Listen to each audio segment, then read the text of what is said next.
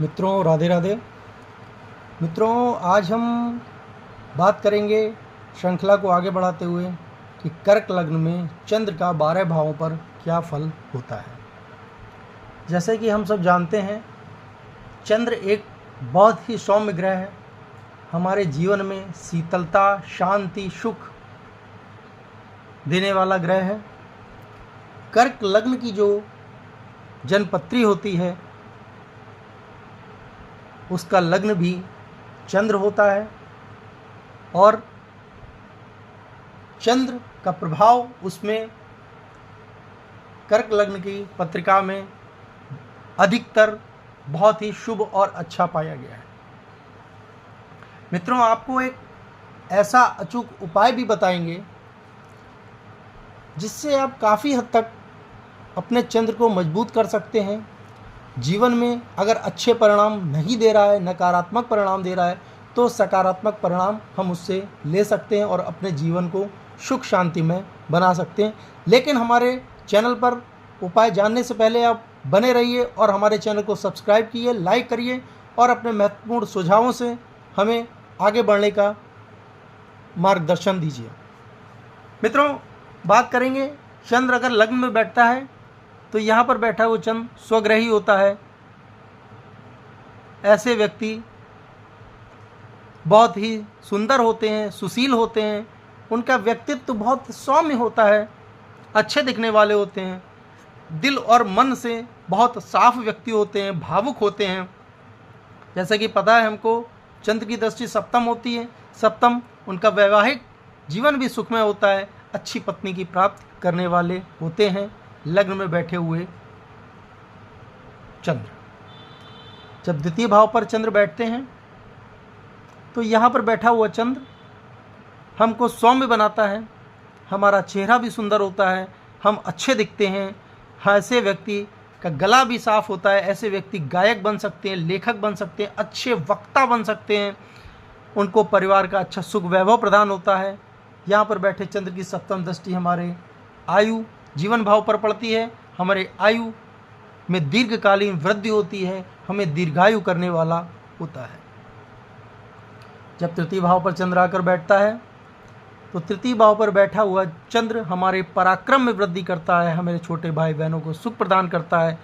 ऐसे व्यक्ति अपने जीवन में बहुत ही भाग्यशाली होते हैं। यहाँ से बैठा हुआ चंद्र सप्तम दृष्टि से हमारे भाग्य भाव को देखता है, हमारे भाग्य को मजबूत करता है। यहाँ से बैठा हुआ चंद्र हमारे भाग्य के द्वारा हमें बहुत कुछ जीवन में शुभ फलों की प्राप्ति होती है, हमारा भाग्य हमारे साथ चलता है। चतुर्थ भाव में जब चंद्र आकर बैठता है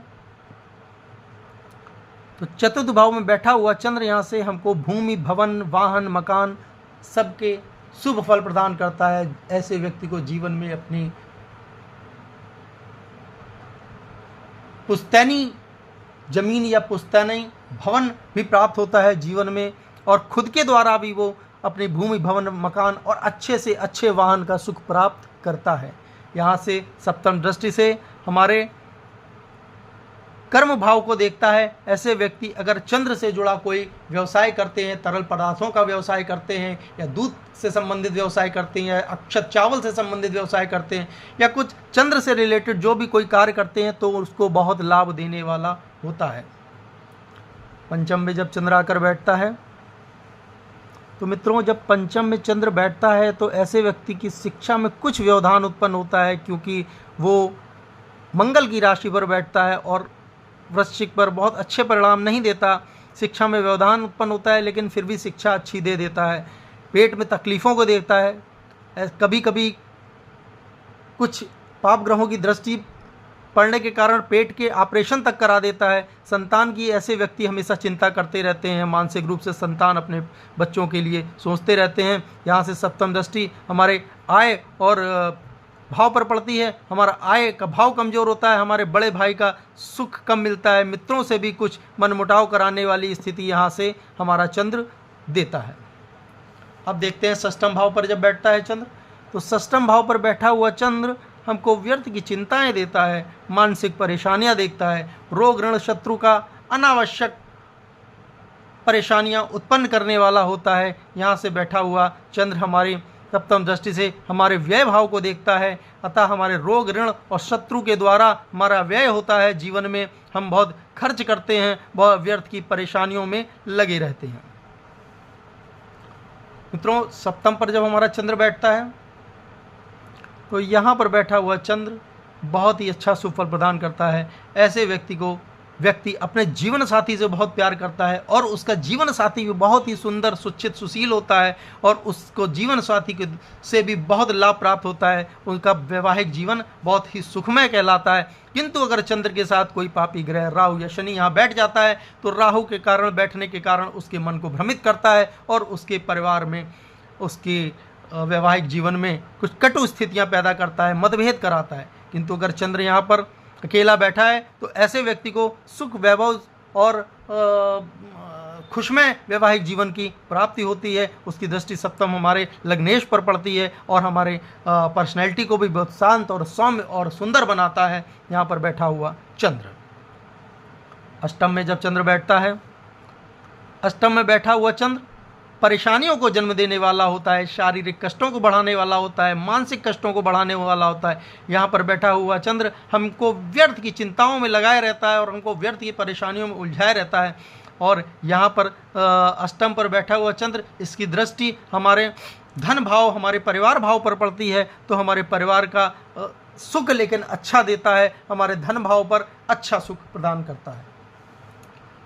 चंद्र जब हमारे भाग्य भाव पर बैठता है तो भाग्य भाव पर नवम पर बैठा हुआ चंद्र हमको बहुत ही धार्मिक बनाता है, परोपकारी बनाता है। ऐसे व्यक्ति जीवन में ईश्वर को बहुत मानते हैं, ईश्वर पर पूर्ण श्रद्धा रखकर ही कोई कार्य करते हैं और ईश्वर के कार्यों से संबंधित यात्राएं भी करते हैं। धार्मिक यात्राओं के लिए भी अपना जीवन इधर से उधर वो जाते हैं और अपने जीवन को मंगलमय बनाते हैं। यहाँ से बैठे चंद्र की सप्तम दृष्टि हमारे छोटे भाई बहनों के भाव पर पड़ती है, छोटे भाई बहनों का सुख देती है। किंतु ऐसे व्यक्ति की छोटी बहन का योग भी यहाँ से बनता है, उसकी छोटी बहन जरूर होगी। दसम पर जब चंद्र हमारा बैठता है तो यहाँ पर बैठा हुआ चंद्र अच्छा सुख प्रदान करता है।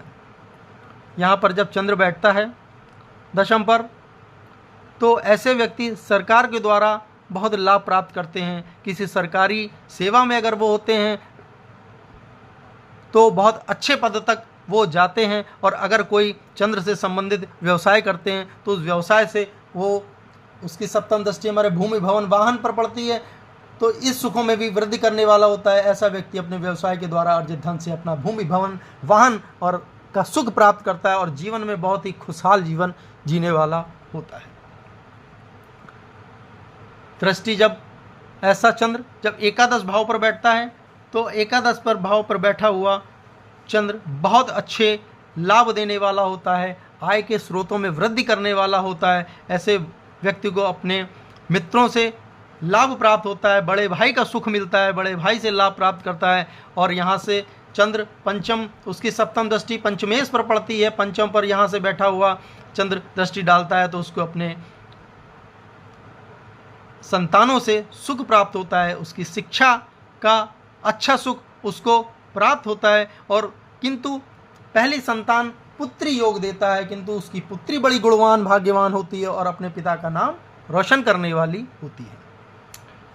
द्वादश पर जब चंद्र बैठता है, यहाँ पर बैठा हुआ चंद्र व्ययों में वृद्धि कराने वाला होता है, मानसिक रूप से परेशानी देने वाला होता है। अगर इस चंद्र के साथ राहु आकर बैठ जाता है तो ऐसे व्यक्ति हमेशा गलत फैसले लेते हैं जीवन में और उनमें भ्रमित रहते हैं और अपने मानसिक कष्टों को बढ़ावा देते रहते हैं।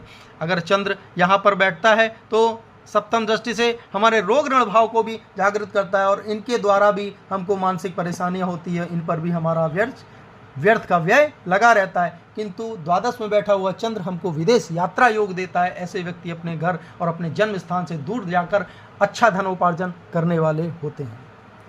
मित्रों, और ये चंद्र के जो आपको परिणाम है, ये इसकी दशा, महादशा और अंतरदशा में आपको इसके सकारात्मक और नकारात्मक परिणाम देखने को मिलते हैं।